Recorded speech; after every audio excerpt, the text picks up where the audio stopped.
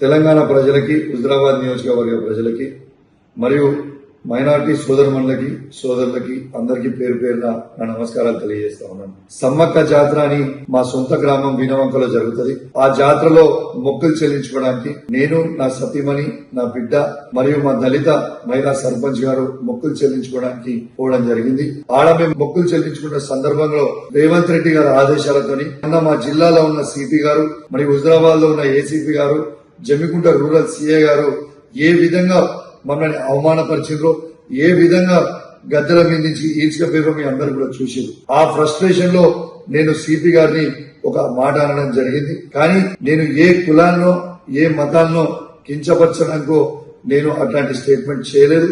నా ఉద్దేశము అది కాదని కూడా మీ అందరికి కూడా తెలియజేస్తా ఉన్నాను. ఇలా ఒక్కసారి ఆలోచన చేయండి.